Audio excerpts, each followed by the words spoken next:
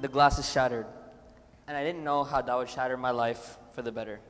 I was in the middle of an intense squash tournament. Whoever won this match, they would qualify for the final.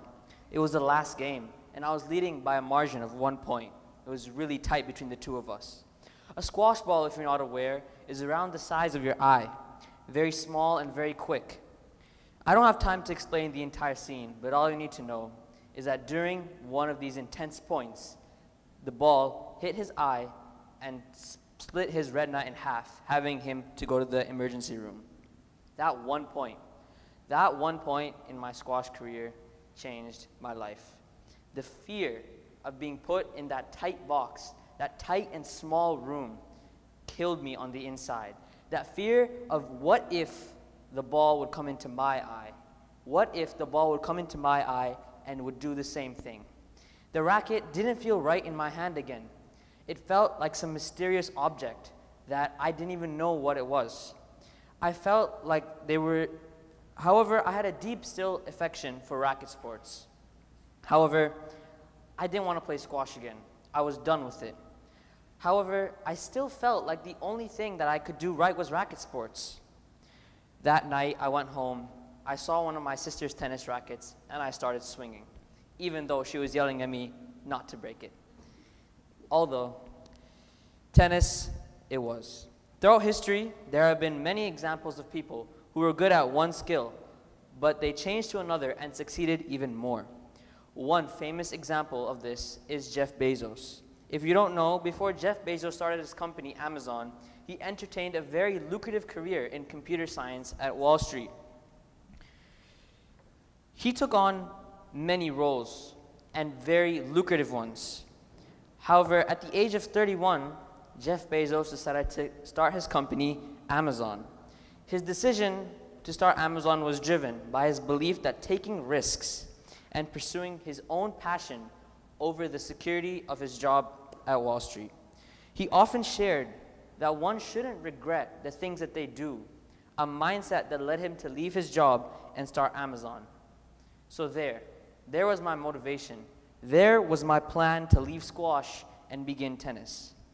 As many might be thinking, switching between the two should be a piece of cake. It should be as simple as just saying, go and start watching YouTube on a computer.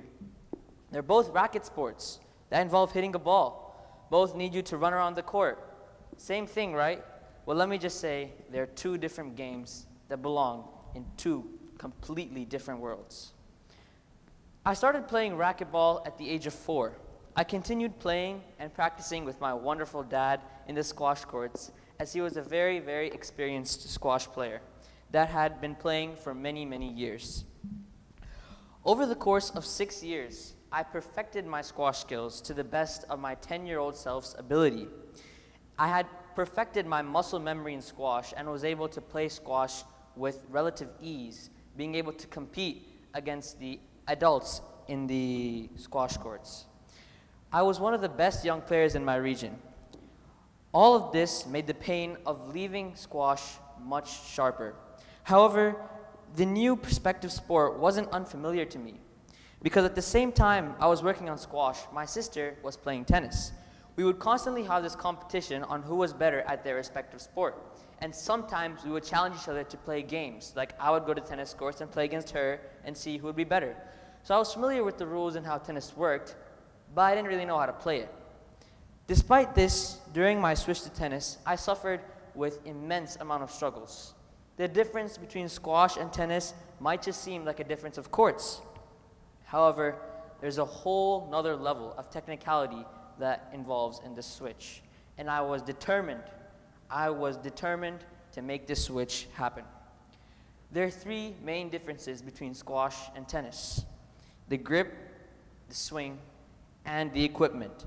I won't go into detail about all the differences because that would take many weeks to explain. However, the thing you must know is that if you put a pro squash player in a tennis court, the first shot he hits will probably have the ball leave the atmosphere and then turn to orbit. That's what I had to deal with the first few tournaments that I played. I had lost every single match that I played in tennis for the first few months. My motivation level was at an all-time low.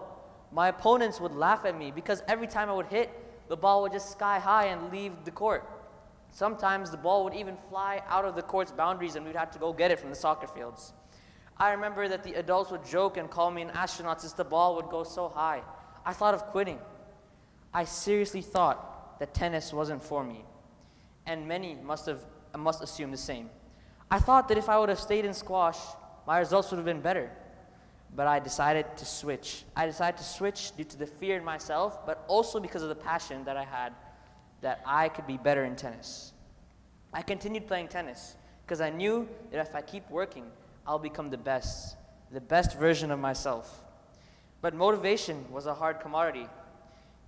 After constantly enduring ridicule and stress, after feeling defeated, after every warm-up, after every training session, after every match, I thought to myself, why is it so difficult for me? Why could I not catch up to my sister? Why was it only me who was stuck behind my peers while all of them kept improving? It was actually my dad. It was my dad who was the only reason why I continued to play. I seriously considered giving up multiple times to break the rackets and to throw them in the garbage. But it's my father who saw the drive in me to reach the top and to never be satisfied with anything except the best. Even though I wanted to throw my rackets in the dumpster because I just wanted to quit. He dragged me out to the courts and took out of his own enjoyment time to teach me. He took out of his own money that he could have used for his own personal needs to pay for my balls, my rackets, for my training. He made a pressurizer. He took a tube and he literally made a ball pressurizer that would take old balls into new balls and that would pressurize them and make them bouncy again. He worked on my fitness, even though I grew lazy and sluggish. As I kept playing tennis, I improved more and more. For a whole 2 years, my parents spent their time and effort and money into my training regimen. I used to go to the courts every day for 2 hours, just working and working and working. My dad, I already mentioned my dad. He used to have to mention him again because he was an immense part in my switch from tennis to squash, even though he used to play squash himself. It was still hard to overcome the squash muscle memory. It's always hard to overcome muscle memory because muscle memory is something that comes from your brain and it's something that you always have in you. I remember I would constantly change my technique and playing style because it never used to work out for me. And as funny as it may seem, I was fat. I admit it, I was a fat, chubby 13-year-old who would run on court and make it seem like Shrek was playing tennis.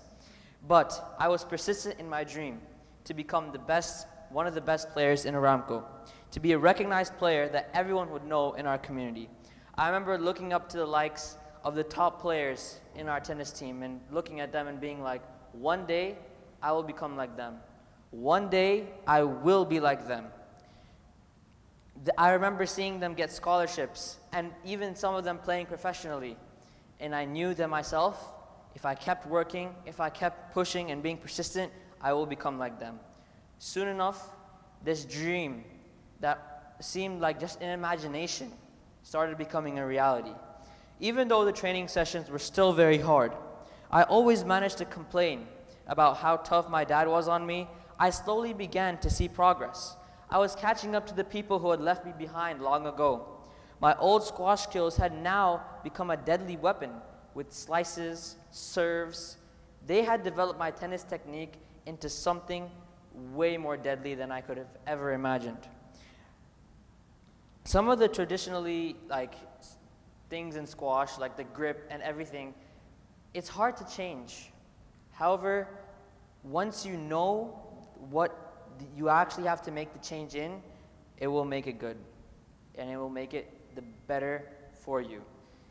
Over time, I eventually made it to the top category of Aramco tennis players, our so-called Flight 1 in those tournaments.